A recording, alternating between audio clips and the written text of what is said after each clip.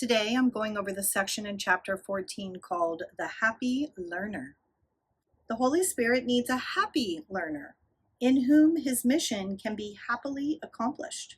You who are steadfastly devoted to misery must first recognize that you are miserable and not happy. The Holy Spirit cannot teach without this contrast, for you believe that misery is happiness. This has so confused you that you have undertaken to learn to do what you can never do, believing that unless you learn it, you will not be happy. Okay, so this is why people are always going in circles in the world thinking that their happiness can be found here, and something must be wrong with them that they have not found the happiness yet. I must be missing something here in this world that I don't have, or I must not have learned a way of doing something that I haven't been doing. And if I only do that, then I'll be happy. But it's a lie. It's a lie the ego tells us to keep us in the circles, trying to find our happiness here. But we don't, is what he's telling us. We can't. This is a place of misery. And we have confused misery with happiness here in this world. You do not realize that the foundation on which this most peculiar learning goal depends means absolutely nothing. Yet it may still make sense to you. Have faith in nothing, and you will find the treasure, he puts in quotes, that you seek. Meaning you're chasing something that is not going to make you happy. You think that's the treasure, but it's not really. You will add another burden to your already burdened mind. You will believe that nothing is of value and will value it. Right? That's what we've been doing. We've been valuing this world. A little piece of glass, a speck of dust, a body, or a war are one to you. For if you value one thing made of nothing, you have believed that nothing can be precious, and that you can learn how to make the untrue true. That is exactly what we have been doing in this world. Trying our hardest to fit that square peg into that round hole and make this world true and make it the place where happiness is found. But it's not.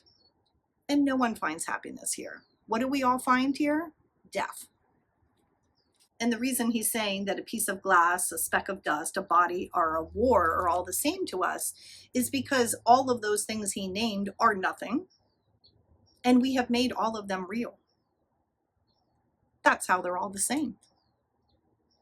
But our real truth is the exact opposite. We are really all the same. Everything here really is all the same because it's just spirit. They aren't all of those separate things that we think that they are. The Holy Spirit, seeing where you are but knowing you are elsewhere, begins his lesson in simplicity with the fundamental teaching that truth is true. Right? Because thus far we have been believing that the lie is true.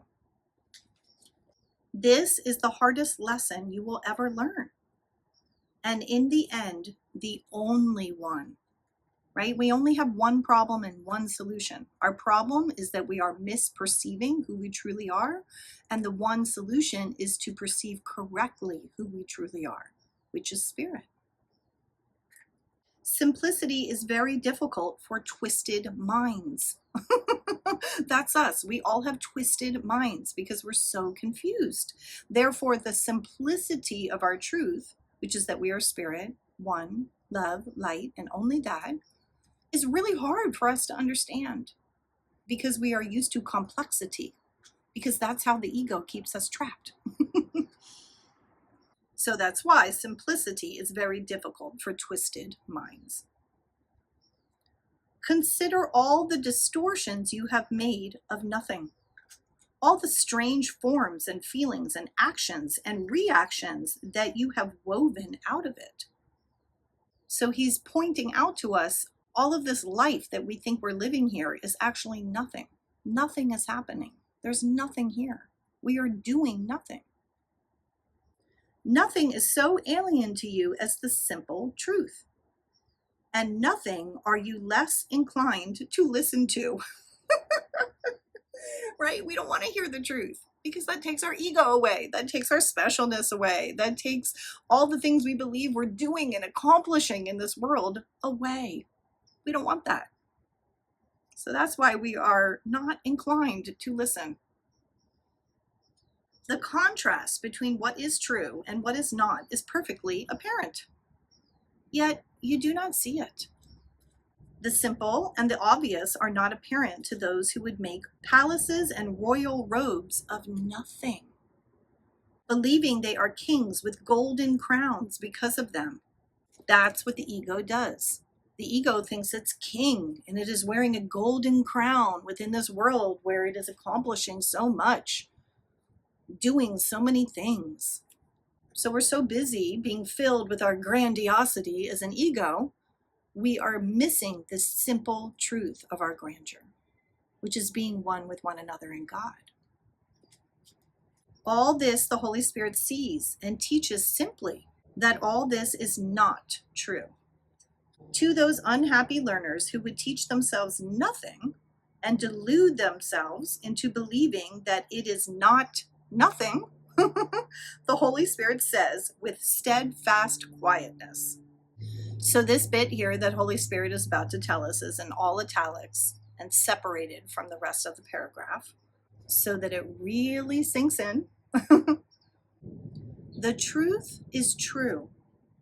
Nothing else matters. Nothing else is real. And everything beside it is not there.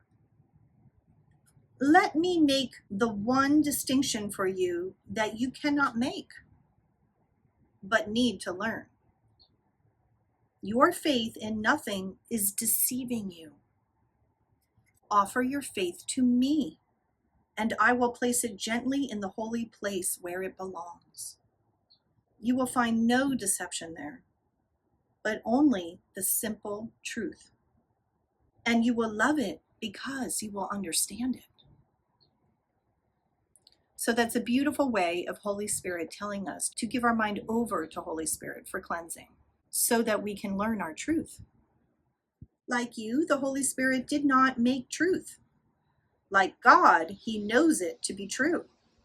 Holy Spirit is just the voice for God within this dream, the memory of God to help us awaken from this crazy dream that we are having. Like God, he knows it to be true. He brings the light of truth into the darkness and lets it shine on you. And as it shines, your brother sees it. And realizing that this light is not what you have made, they see in you more than you see. So the light that we have not made is the truth, is spirit, because all we made was darkness, was ego. They will be happy learners of the lesson this light brings to them, because it teaches them release from nothing and from all the works of nothing, meaning release from the world. The heavy chains that seem to bind them to despair, they do not see as nothing until you bring the light to them. So he's describing how we're confused and we're not seeing that the world is nothing. The light needs to be brought to us by Holy Spirit so that we can perceive truly. And then they see the chains have disappeared, and so they must have been nothing. So once we start to practice forgiveness, to let this light in, to remember who we truly are, the chains begin to disappear. And then that shows us, oh, what I was believing was wrong. This world is nothing. And you will see it with them because you taught them gladness and release, and they will become your teachers in release and gladness. So that's talking about practicing forgiveness, that when we perceive others as the innocent child of God, as pure spirit, love, and light, that's how we will see ourselves. That's how we are teaching others, okay? It doesn't need to be with our words. We don't need to talk about it. We just need to perceive them that way in our mind. That's how we're teaching them, because all minds are joined unconsciously, because there's only one of us. We really only have one mind. We're just perceiving that we are billions of fractals of that one mind. And these others also become our teachers as we release them in gladness, because again, as we perceive others, we will perceive ourselves.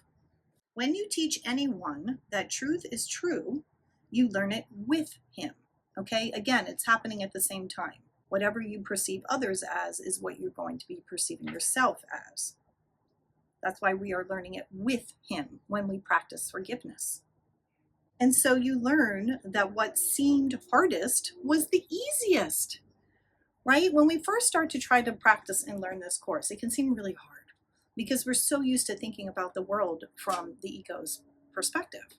And it takes time and practice and effort to twist our mind upside down to see the truth. So even though it seems really hard, in fact, it's the easiest thing we'll ever do because it is who we truly are. We don't need to put any effort into being pure spirit, love, and light.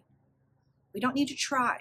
We just need to undo the ego's false beliefs. And then there we are. Learn to be a happy learner. You will never learn how to make nothing everything, right? We're never going to make this world real. We will never be able to make something out of nothing. And that's something to be happy about. We don't have to keep trying. We don't have to keep putting in all this effort to go nowhere and to die. It makes no sense. You see that this has been your goal and recognize how foolish it has been. So to believe in this world and think it's real and think we're actually doing something here, making something important here, making something real here is foolish. Be glad it is undone. For when you look at it in simple honesty, it is undone. Okay? Because the dream is already over. We are just mentally reviewing in our mind everything that happened in that tiny instant of that tiny mad idea linearly. So that's why, in truth, it's already undone. It's already happened. We've already awakened. We are just dreaming that we didn't. I said before, be not content with nothing, for you have believed that nothing could content you. It is not so. He's describing how we never find happiness in this world. We keep thinking we're going to, but we never do. And then we think that this constant state of dissatisfaction is somehow normal. And that's why he's telling us it is not so. If you would be a happy learner, you must give everything you have learned to the Holy Spirit to be unlearned for you. See, because that's what Holy Spirit does. It undoes the ego's belief system. And then begin to learn the joyous lessons that come quickly on the firm foundation that is true, right? It's all about the foundation. What is the foundation that our beliefs are resting on? If we are resting our beliefs on the foundation of the ego, we are being insane, we are believing things that aren't true, and we are accepting misery. But if we build our beliefs on the foundation of truth, of spirit, now we can be happy learners. We can allow that grip that ego had on our mind, that prison that ego was holding us in, we can let it go. We don't perceive it anymore because now we are perceiving correctly. The universe of learning will open up before you in all its gracious simplicity. With trust before you, you will not look back. So the simplicity is that we are spirit. We are the innocent child of God. And that's it. And once we begin to perceive that and feel the peace that comes along with that, we won't look back. The happy learner meets the conditions of learning here as he meets the conditions of knowledge in the kingdom. So our truth is the kingdom, that's heaven, that's a state of oneness where we extend love eternally. And here within our dream, we are practicing that. We are practicing having correct perception. All this lies in the Holy Spirit's plan to free you from the past and open up the way to freedom for you. For truth is true. What else could ever be or ever was? Right? The ego wants us to believe something very different. This simple lesson holds the key to the dark door that you believe is locked forever. That's the world that's being trapped here in the ego's perception, having lifetime after lifetime after lifetime. But there is a key to escape. It's what this course is teaching us. You made this door of nothing, and behind it is nothing. The world is nothing. The ego is nothing.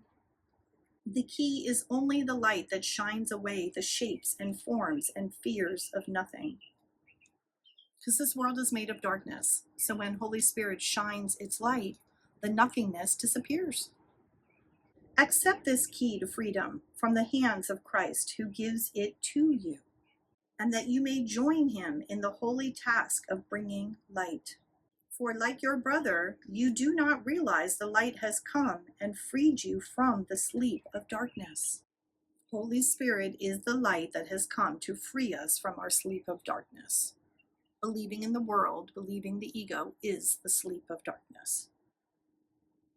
Behold your brothers in their freedom and learn of them how to be free of darkness by practicing forgiveness. The light in you will waken them, and they will not leave you asleep. When we practice forgiveness, we will not be left asleep. That's what awakens us, and we need our brothers to do that. Brothers means everyone. We need the others in the world to do that. We need that contrast. We need the lessons. We need to keep teaching ourselves who and what everything really is. That's how we awaken. The vision of Christ is given the very instant that it is perceived. That's practicing forgiveness. When we see Christ, meaning the love and the light, that we are all the innocent child of God. That's how we awaken. Where everything is clear, it is all holy. The quietness of its simplicity is so compelling that you will realize it is impossible to deny the simple truth. For there is nothing else. God is everywhere, and his Son is in him with everything. Can he sing the dirge of sorrow when this is true? No, of course not. So once again, we have a whole fancy section of beautiful poetic words telling us spirit is true, ego is false, spirit is light, ego is darkness, and we get to choose what to perceive. The darkness is false, the light is true. And he's telling us that as long as we keep accepting the ego's perception and resting on that foundation of the ego, we are believing in nothing, we are accomplishing nothing, we are sharing nothing, and we will remain in darkness and misery. But if we use our power to choose and choose the light, now we are awakening. Now we feel peace. Now, by practicing forgiveness, we are helping ourselves and everyone else to awaken, to remember that we are all truly the innocent child of God, in heaven, extending love eternally.